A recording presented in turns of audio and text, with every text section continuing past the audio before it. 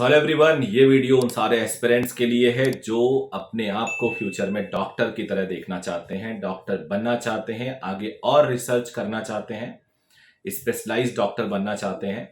तो 2023 में अगर आप नीट एग्जाम दोगे तो आपकी स्ट्रैटेजी क्या होनी चाहिए, किस तरह से होनी चाहिए और क्या क्या फेजेस हैं और किस तरह से लोग प्रिपरेशन कर रहे हैं। बेसिकली क्या होगा, एक फ्रेशर स्टूडेंट जो 12th किया, उसने पहली बार एक रफली एग्जाम दे दिया नीट का और उसे पता था उसे ड्रॉप लेना है और उसने शुरू से ड्रॉप करके तैयारी शुरू कर दी। एक वो बच्चा जिन्होंने रिपीट किया और उन्होंने ट्राई किया नीट देने के बाद कुछ एक्सपेक्टेशन के साथ कि उनका सिलेक्शन हो जाए और उन्होंने एग्जाम देने के बाद तैयारी शुरू की। कुछ ऐसे बच्चे जो बॉर्डर लाइन पे हैं, जिनको लगता है कि उनको सीट मिल भी सकती है, शायद नहीं भी मिल सकती है, उनकी प्रिपरेशन लेट स्टार्ट हुई। अब सबकी स्ट्रेटजी एक नहीं हो सकती। और अपने पास मत भूलिए एक और बच्चा है, एक और ग्रुप है जो 11वीं 12वीं करके अगले साल 12वीं क्लास में अगले साल वो बोर्ड देगा और उसके बाद वो नीट लिखेगा। तो ये सारी जो सिचुएशन है, उन सभी सिचुएशन की प्रिपरेशन बिल्कुल सेम नहीं होती। आज मैं ज्यादातर टारगेट बैचेस के लिए कवर करने वाला हूं। टारगेट मतलब those who passed 12th class और इस साल ड्रॉप किए हैं, first drop, second drop, may be third drop, और वो 2023 में नीट एग्जाम देंगे। तो सबसे आइडियल सिचुएशन क्या है? सबसे आइडियल सिचुएशन वो है जो मैं एक बैच को रन करा रहा हूं, rank enrichment batch.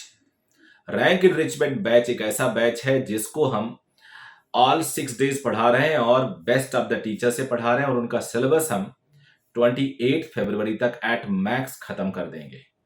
May be उससे पहले भी हो जाए, लेकिन ये आखिरी डेडलाइन है, वो इंटरनल डेडलाइन है जो मैंने सोच रखा है टीचर्स और बच्चों को तो ज़्यादा 28 फरवरी ही बताया, बट अपने जो टीचर्स हैं, एचओडीज हैं, उसमें एक फिजिक्स मैं भी पढ़ाता हूं, उनको और पहले का डेडलाइन दिया है कि सो दैट एक्सटेंशन के बाद भी इससे ज़्यादा ना हो पाए। तो जिसमें हर हालत में हम लोग लगभग नवंबर में पूरा 11वीं खत्म कर देंगे और 3 महीना 12th के लिए काफ़ी सफिशियंट होता है। दिसंबर, जनवरी एंड फरवरी बहुत होता है इतना। वो एक आइडियल सिचुएशन है उन सारे स्टूडेंट के लिए जो तैयारी कर रहे हैं। अगर आप 28 फरवरी तक सिलेबस खत्म कर देते हो तो मजा आ जाएगा। लेकिन ये इंपॉर्टेंट है, अगर आप फर्स्ट टाइम प्रिपरेशन कर रहे हो, आपने बहुत अच्छा स्कोर नहीं किया, तो कई बार इतना जल्दी खत्म करना भी बहुत जरूरी, बहुत इंपॉर्टेंट नहीं है। If you are in the regular batch, बहुत आपने, क्योंकि रैंक इनरिचमेंट बैच में तो वो बच्चा है जो 500 प्लस स्कोरर है। 400 is the minimum cut off, जिसमें एक या दो बच्चे ही 400 है, बाकी सब बच्चे 500 प्लस हैं। तो नेचुरली वो बच्चे 690, 680, 670 या इवन 700, 700 प्लस का टारगेट लेके चल रहे हैं और हम भी वही काम कर रहे हैं। और वो सभी बच्चों का एक ऐसा बैच जिसमें कुछ बच्चे 200 वाले हैं, कुछ 400 वाले हैं, कुछ 500 वाले हैं, कुछ 100 वाले हैं, कुछ 650 वाले हैं। ऐसे बैच का क्या होना चाहिए? ऐसे बैच का सिलेबस खत्म होना चाहिए आइडियली अप्रैल एंड में या मई तक भी चलेगा। मई थोड़ा लेट हो जाएगा। April would be the ideal time, क्योंकि अगले साल जो नीट एग्जाम होगा वो ज्यादा से ज्यादा जाएगा आपका किस महीने तक? वो जाएगा जुलाई तक या जून में। तो आपको कम से कम 45 डेज का विंडो होना चाहिए टेस्ट सीरीज के लिए। तो अब आपकी प्रिपरेशन होनी कैसे चाहिए? फेब में खत्म करना है तब, या आप अप्रैल में खत्म कर रहे हो तो देखो, अभी जो रूटीन टेस्ट चल रहा है वो आपको देना चाहिए, बट कुछ कंबाइंड और क्लब टेस्ट अब आपके नवंबर सेकेंड वीक से शुरू हो जाने चाहिए। हम लोग क्या करते हैं, एक वीकली टेस्ट देखते हैं। वीकली टेस्ट जो देते हैं उसमें पूरे वीक में जो पढ़ाया जाता है उसका एक टेस्ट देते हैं। तो जैसे स्कूलों में यूनिट टेस्ट होता है, वैसे ही आपका 4-5 चैप्टर को क्लब करके अब एक टेस्ट होने चाहिए। अगर वो वीक नहीं हो रहा है तो 15 दिन में एक बार हो जाए, लेकिन ये हो जरूर, क्योंकि उससे क्या होता है कि आपका रिवीजन थ्रू द टेस्ट आराम से हो जाता है। आपको अलग से एफर्ट लगाने की जरूरत नहीं होती है, क्योंकि एक रॉन्ग स्ट्रेटजी होती है उन सारे स्टूडेंट की जो प्रेजेंट जो चल रहा होता है उसको छोड़ के वो पास्ट पे काम करते हैं। तो जब पास्ट पढ़ते हैं तो प्रेजेंट छूट जाता है एंड फ्यूचर में जाके ये जो प्रेजेंट है आपका वो पास्ट बन जाता है। तो आप पीछे पीछे चलते हो, सिलेबस आगे आगे चलता है। आइडियली आपको सिलेबस के साथ चलना चाहिए। बहुत जो कम बचा हुआ टाइम हो उसे रिवाइज करो। कई बच्चे बैच को लेट ज्वाइन करते हैं, उनके पास बैकलॉग भी होता है, एक बड़ी समस्या है। The best way to crack the backlog, check the backlog, complete the backlog is the test series. उससे अच्छा कोई मेथड नहीं होता। तो एक वीकली टेस्ट के साथ साथ फरवरी तक आपको कुछ club test, unit test type के 4-4, 5-5 चैप्टर के ऐसे करते करते पूरे सिलेबस को कवर करते हुए एक यूनिट टेस्ट आपको खत्म कर लेना है। तो जब आप मार्च में स्टार्ट करो तो आपको सिर्फ ये पता हो कि एग्जैक्टली आपको हर चैप्टर में कहां कहां आप रुक रहे हो, कहां कहां स्टक कर रहे हो, कौन कौन सा ऐसा पार्ट है, कौन कौन सा ऐसा पोर्शन है जहां पे आप क्वेश्चन सॉल्व नहीं कर पाते, तो वहां पे आपको काम करना पड़ेगा। तो अब अगर आपको ये पता है कि कौन कौन सा मेरा वीक एरिया है, तो आप तो देखो डॉक्टर बनने वाले हो आप सब लोग, तो आपको ये पता है ना यार कि अगर आपको बीमारी पता चल जाए तो आप इलाज ढूंढ लोगे। बीमारी डायग्नोज करना ही तो प्रॉब्लम है। अब अगर आपको पता होगा कि इस चैप्टर में मेरे से ये वाला क्वेश्चन नहीं होता, इस चैप्टर में ये नहीं होता, कैलोरीमेट्री क्वेश्चन नहीं होते, या कैलोरीमेट्री तो हो जाते, वाटर इक्विवेलेंट दिया होता वो नहीं होते, तो आप उसी पे ध्यान देके उसके मल्टीपल क्वेश्चन सॉल्व करके थ्योरी को रिवाइज करके उसको पक्का कर सकते हो।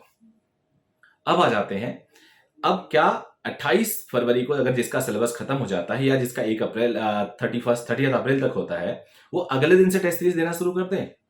बिल्कुल नहीं। मार्च फरवरी वाले तो बिल्कुल नहीं। वो 15 दिन का एक रेस्ट लेंगे, बिल्कुल कंप्लीट रेस्ट होगा। उस दिन इंस्टीट्यूट का विंडो सिर्फ खुला होगा डाउट के लिए या बैकलॉग कुछ कवर करना है तो। डाउट या backlog, no new talk, no new teaching, nothing. अब वो 15 दिन में आपको रात दिन एक करके जैसे मान के चलना है जैसे 15वें दिन आपका नीट आ गया है, और जो आप टारगेट कर रहे हो 690, 700, 705, 710, 720, वो आपको एग्जाम में, पहले एग्जाम में लिखना है। अब मेरे बेटे, उसके लिए आपको रात दिन एक करना पड़ेगा। तो आप 15 मार्च से टेस्ट स्टार्ट करो, और अगर आपका एग्जाम जुलाई तक जाता है तो 2 मॉक टेस्ट, 2 फेज आप टेस्ट सीरीज रखो, फेज 1, फेज 2। इन पूरे प्रोसेस में एक भी टेस्ट आपका मिस नहीं होना चाहिए, एक भी नहीं मिस होना चाहिए। बहुत ध्यान से सुनना, एक भी अगर मिस किया तो मैं अपने एक्सपीरियंस से बता रहा हूं, क्योंकि मेरा जो ब्रेड एंड बटर चलता है ना, बच्चों से चलता है। मैं आपको कभी भी गलत सजेशन नहीं दूंगा क्योंकि वो मेरे पे एडवर्सली इफेक्ट करेगा। एक भी टेस्ट अगर आपने मिस नहीं किया और सिंसियरली आपने दिया, तो आप अपने डिजर्वेंस से 50 नंबर, 30 नंबर, 20 नंबर ऊपर लेके आओगे। जितने टेस्ट मिस करोगे डिजर्वेंस शायद मिलना मुश्किल होगा। मैं आपको एक केस बताता हूं। लास्ट ईयर हमने अपना सिलेबस जब खत्म किया, उसके बाद टेस्ट सीरीज शुरू की, तो पहले टेस्ट में मेरे एक सेंटर पे 159 स्टूडेंट अपीयर हुए टेस्ट में। बड़ा अच्छा लगा यार, काफी लोग आ गए। अब उस टेस्ट में मैक्सिमम बच्चों के पेपर खराब हुए, होते ही हैं, आपको पता ही है, 200, 300, 250, 150, 300, 350, 400। अब बच्चे टेंशन में आ गए, क्योंकि वो घर पे कैसे क्या बताएं, घर वाले एक्सपेक्ट कर रहे हैं मेरा बच्चा नीट देने जा रहा है, नीट लेके आएगा, 1.5 महीना बचा है, नंबर आ रहे 200। अब उन्होंने कहा कि ठीक है यार, अभी प्रिपेयर नहीं था, पेरेंट्स से बोल दिया प्रिपेयर नहीं था, जब मार्क्स शुरू होगा, अभी तो पार्ट टेस्ट चलेंगे ना, 11वीं के कुछ पार्ट्स, जैसे 11वीं को 4 पार्ट में बांट दिया, 1/4, 1/4, 1/4, 1/4, और फिर कंप्लीट 11वीं, फिर 12वीं का 4, फिर कंप्लीट 12वीं, फिर मॉक। यानी 10 टेस्ट के बाद जो 11वां होगा वो देंगे। अभी तैयारी कर लें, रिवीजन नहीं हुआ चलो रिवीजन कर ले। अब वो बच्चे चले गए रिवीजन करने, हमें सदमा लगा, अगले दिन 50 भी नहीं थे। कोई बात नहीं, जब मॉक टेस्ट हुआ उससे पहले फोन कराया, भैया आ जाओ सब लोग टेस्ट देने। हाँ सर आएंगे आएंगे। वो दिन करीब 100 कुछ बच्चे आए, 110 या 101, इस तरह से थोड़ा स्ट्रेंथ बढ़ा। अब उसके रिजल्ट में भी बच्चे धराशायी हो गए, उनका बहुत खराब आया। फिर उन्होंने कहा अभी भी पूरी तैयारी नहीं, भी टेस्ट नहीं देंगे, वो आखिरी के 2 टेस्ट देंगे। एंड बिलीव मी, पूरे टेस्ट को केवल 40-50 बच्चों ने रेगुलरली उस सेंटर पे लिखा, और उसमें से मैक्सिमम बच्चे आज फर्स्ट फेज में, फर्स्ट राउंड ऑफ काउंसलिंग में उनको मिल गया है, किसी को मिलने वाला है, कोई लिया नहीं, आगे जाके लेंगे। ये सिचुएशन होती है, और ये ट्रू स्टोरी है मेरे भाई, ट्रू स्टोरी है। और जिन बच्चों का अप्रैल में बैच खत्म होगा, वो 10 दिन का गैप लेके मई से टेस्ट सीरीज शुरू करें। पूरा मई मिलेगा और आधा से ज्यादा जून मिलेगा, ये तो पक्का है। 45 दिन का विंडो टेस्ट सीरीज के लिए बहुत अच्छा होता है। इतना सफिशिएंट है, इतना इनफ है। कमेंट करके बताइएगा आपको कैसा लगा। सब्सक्राइब जरूर कर लीजिएगा। Bye bye, take care.